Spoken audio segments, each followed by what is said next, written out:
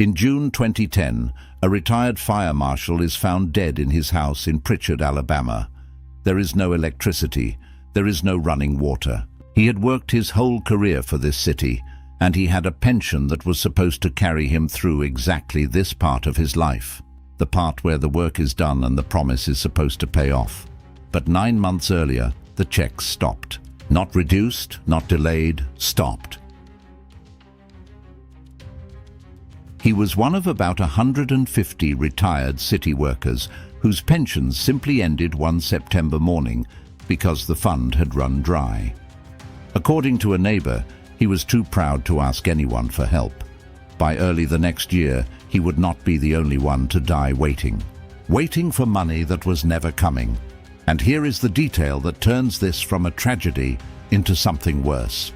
The city had been told, in writing with a date, that this exact thing was going to happen. It happened anyway, right on schedule. Prichard sits just outside Mobile, Alabama. At its peak, it was an industrial town of nearly 30,000 people, built on paper mills and manufacturing and the steady municipal jobs that came with a functioning city. It was never wealthy. The median family income sits around $23,000. But it worked. It had institutions. It had a tax base. And it made its workers a promise as old as public service itself. Give this city your career, and the city will pay you a pension. Then the ground moved under the whole arrangement. Beginning in the 1970s, Prichard started shrinking. Over the following decades, its population fell by roughly 40%. Nearly half the town gone, and the jobs went with the people.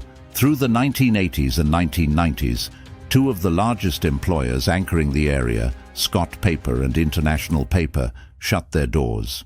When a paper mill closes, it does not just take its own jobs. It takes the paychecks that filled the local stores, the property values, and above all, the tax revenue that a city runs on. Every person who left Prichard took a small piece of the city's future with them. Here is the trap that was quietly closing.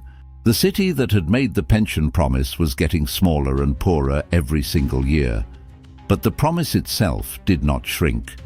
The number of retirees owed money kept growing as workers aged out, while the tax base meant to fund them kept eroding. A shrinking town was carrying a fixed and, in fact, growing obligation.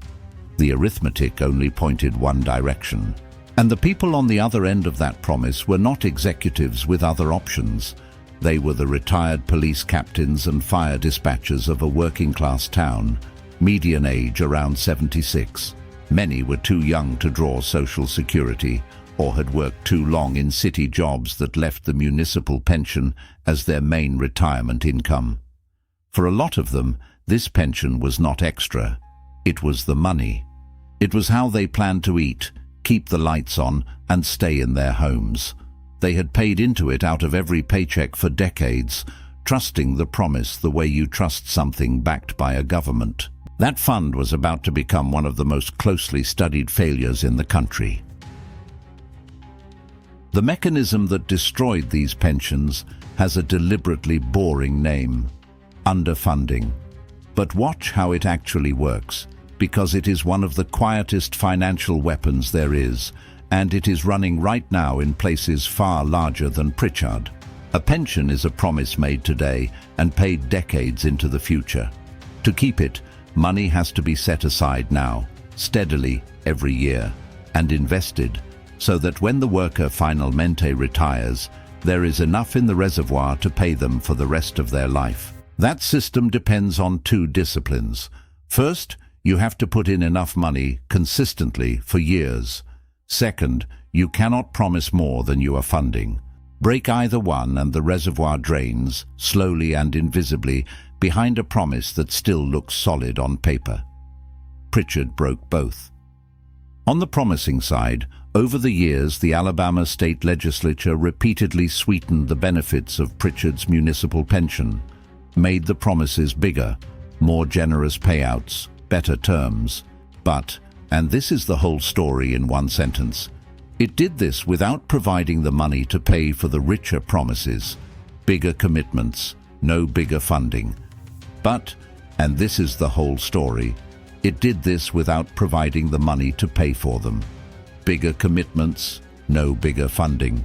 On the funding side, the city itself, shrinking and cash-strapped, chronically failed to put in what the fund actually needed to stay solvent.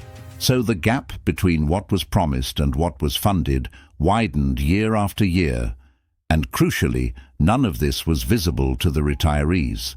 On paper, every one of them was still owed their full pension.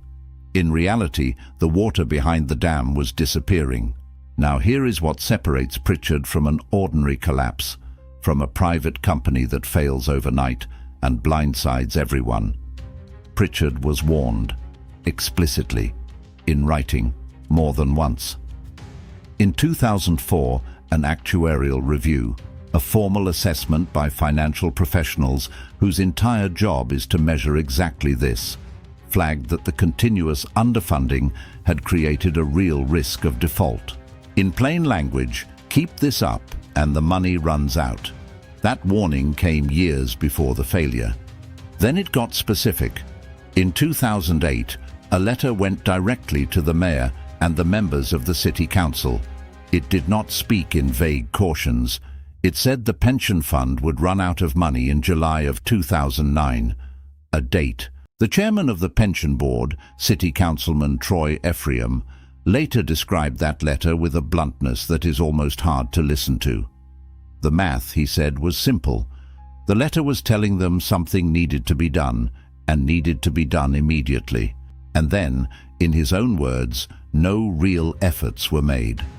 He said he did not feel the city had done everything in its power to prevent the inevitable. Sit with that. They were handed the date of the disaster more than a year in advance by a professional whose job was to be right about it, and they drove toward it anyway.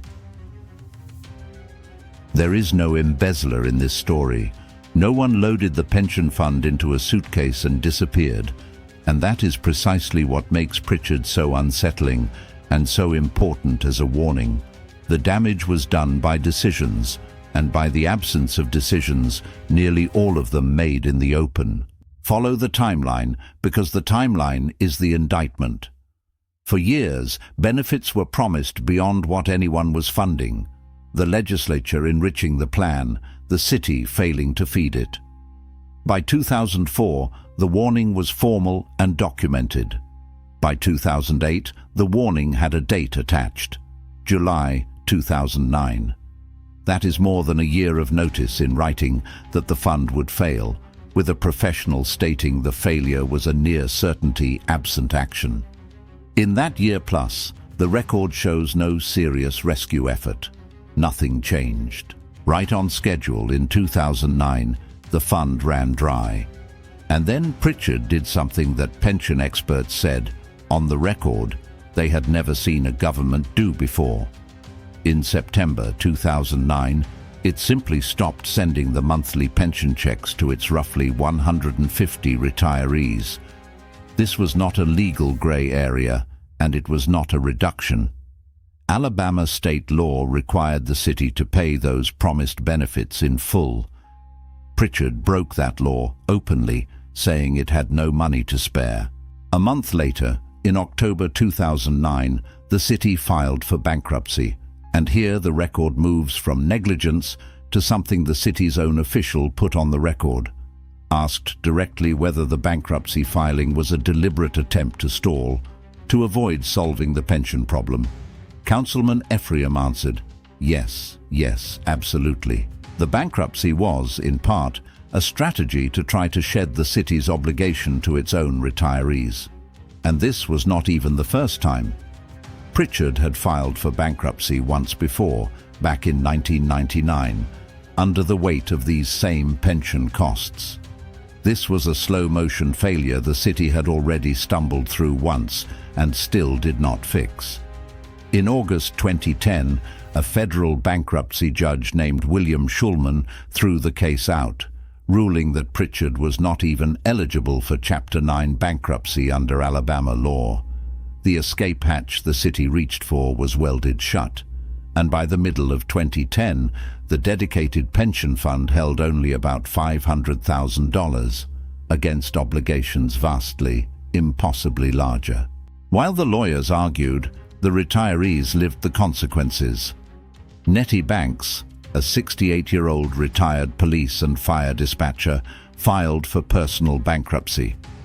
Alfred Arnold, 66, a retired fire captain, reportedly the first black firefighter Prichard ever employed, went back to work as a shopping mall security guard at 66 to try to keep his house. Eddie Ragland, a retired police captain, leaned on collection jars and bake sales passed around by former colleagues after a robber shot and wounded him, and the fire marshal died in a house with no power and no running water. By early 2011, according to reporting at the time, 14 of the roughly 147 affected retirees had died since the checks stopped. The verdict set the two sides of the ledger against each other, and the asymmetry is brutal. What did the city gain? A reprieve. By not funding the pensions, and then by not paying them, Prichard freed up money it did not have to keep its basic services barely alive. And even that was collapsing. Since 2008, the city had already cut its police force by nearly half, cut its firefighters by more than 40%, and closed 3 of its 8 fire stations. The pension money that never reached the retirees was, in effect, the price of keeping a bankrupt city minimally functioning for a little while longer. That is what the retirees' security was spent on. Not luxury, not theft, just the slow triage of a dying town. What did the retirees lose? Everything the pension was ever supposed to be. Not a smaller check, no check.